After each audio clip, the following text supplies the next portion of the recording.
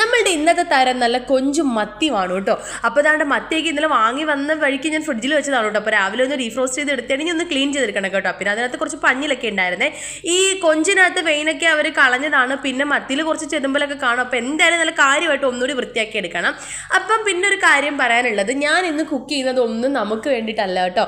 നമ്മളുടെ കേരള ഫുഡ് ഇതുവരെ ടേസ്റ്റ് ചെയ്യാത്ത എൻ്റെ ഒരു കൊളീഗിന് വേണ്ടിയിട്ടാണ് കേട്ടോ. അവളിന്ന് രാവിലെ ക്യാഷ്വലായിട്ട് എന്നെ വിളിച്ചിട്ട് എന്താണ് ഫ്രൈഡേ ആയിട്ട് പരിപാടി, എന്താണെന്ന് സ്പെഷ്യൽ എന്നൊക്കെ ചോദിച്ചപ്പോൾ ഞാൻ പറഞ്ഞ സംഭവം വേറൊന്നുമില്ല, നല്ല ചാള പൊരിച്ചതും തീയലും ആണെന്ന് പറഞ്ഞു കേട്ടോ. അപ്പോൾ കഴിക്കാനൊരാഗ്രഹം പറഞ്ഞാണോ, ഞാൻ ഇതുവരെ ടേസ്റ്റ് ചെയ്തിട്ടില്ല, നീ എനിക്ക് ഉണ്ടാക്കി തരുമോ എന്ന് ചോദിച്ചപ്പോൾ ഞാനും ഭയങ്കര ഹാപ്പി ആയിട്ടോ. നമ്മൾ ഇതുവരെ കഴിച്ചിട്ടില്ലാത്ത ഒരാൾക്ക് നമ്മൾ ആ ഫുഡ് ഉണ്ടാക്കി കൊടുത്ത് അയാൾ അത് എക്സ്പീരിയൻസ്, അതിൻ്റെ ടേസ്റ്റ് എക്സ്പീരിയൻസ് ചെയ്യുന്നത് എങ്ങനെയാണെന്നും അത് ആസ്വദിക്കുന്നത് എങ്ങനെയാണെന്ന് കാണണമെന്ന് എനിക്കൊരാഗ്രഹം കേട്ടോ.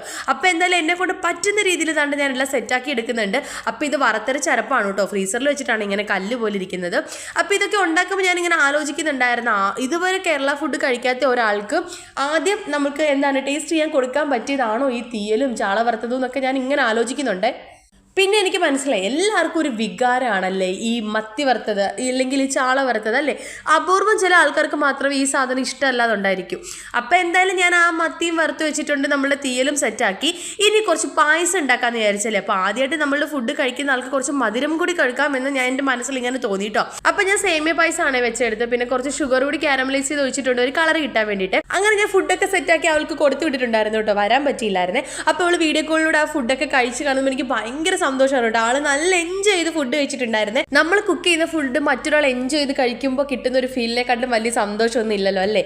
അപ്പോൾ ഈ ഒരു വീഡിയോയിൽ അത്രേ ഉള്ളൂ. ഇനി ഒരു വീഡിയോയിൽ കാണുന്നവരായിട്ട് ബൈ ബൈ.